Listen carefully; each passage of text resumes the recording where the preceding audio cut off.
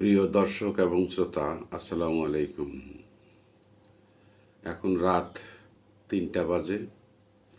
ঘুম থেকে হুড়মুড়িয়ে উঠলাম, দুঃস্বপ্ন দেখলাম।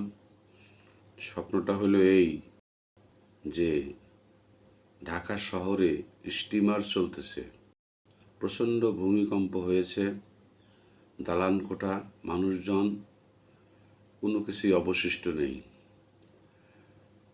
তারপরে পাশাপাশি মানিকগঞ্জ, গাজীপুর, টাঙ্গাইল সমস্ত অঞ্চলেও প্রচণ্ড ধরনের ক্ষয়ক্ষতি হয়েছে।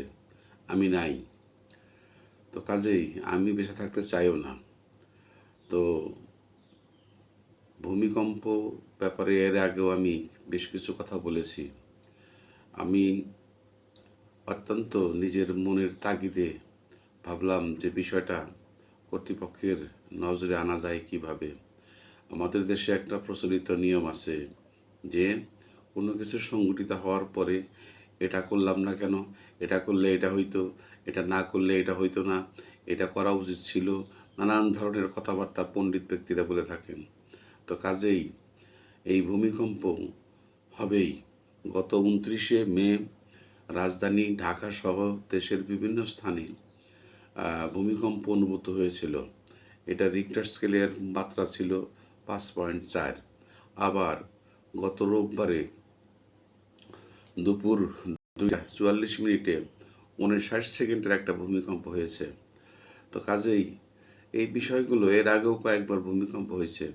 আপনারা মনে করবেন না আমরা মনে করতেছি না যে আমরা নিরাপদ। কাজেই ভূমিকম্প আগে আমাদের মানসিক প্রস্তুতি নেওয়াটা খুব জরুরি এবং খুব প্রয়োজন। কি করলে, কোন কাজটা করলে, আমি পণ্ডিত ব্যক্তিদের বলবো, কোন কাজটা করলে এই ভূমিকম্প থেকে আমরা রেহাই পেতে পারি। রেহাই তো পাবোই না, তারপরেও কিছুটা রেহাই পেতে পারি। বিষয়টা আমি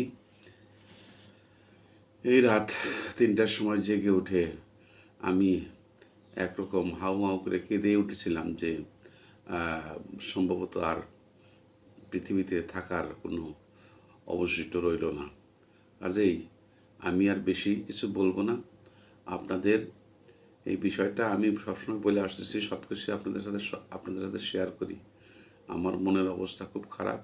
কাজেই ধেয়ে আসছে এই এই বিপর্যয় আমাদেরকে একসময় মোকাবেলা করতেই হবে যদি আমরা বেঁচে থাকি। আমাদের নেক্সট প্রজন্মের জন্য হলেও আমাদের এখনই এই ভূমিকম্প সম্পর্কে আমাদের সচেতনতা বাড়াতে হবে। আপনারা শুধুমাত্র ওই বিভিন্ন ধরনের প্রকল্প নিয়ে ব্যস্ত থেকে থাকবেন না, কারণ এই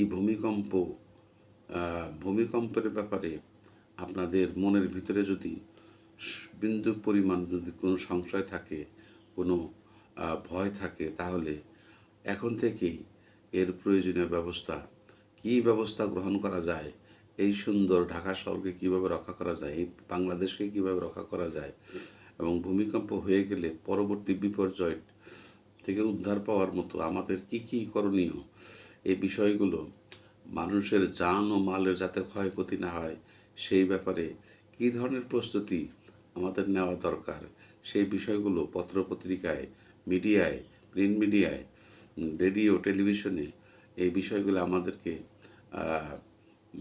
জানানোর জন্য আমি কর্তৃপক্ষের কাছে উদাত্ত আহ্বান জানাচ্ছি। আপনারা হয়তো ভাববেন আমার কথা নাও নিতে পারেন, কিন্তু বিষয়টা তা না। বিষয়টা হলো আমি যে স্বপ্নটা দেখলাম আজকে, এই আর মর্মর্থ, এবং গতকাল রোববার এবং এর আগে ২৯শে মে যে ভূমিকম্প হলো, এরপরে যে ভূমিকম্প হবে না তার কোনো গ্যারান্টি নেই। কাজেই আমি মনে করি যে সংশ্লিষ্ট ব্যক্তিবর্গ যারা আছেন তারা ইনিয়ে বিনিয়ে পরবর্তী সময়ে কথা বলার আগেই এই প্রস্তুতিগুলো গ্রহণ করে সচেতনতা বাড়ানোর জন্য আমি কর্তৃপক্ষের কাছে আকুল দৃষ্টি আকর্ষণ করছি। আমি আর কথা বাড়াবো না। আপনারা সকলেই ভালো থাকুন। আমি S M Mofazzal Hossain, Voice of Good News 24 থেকে।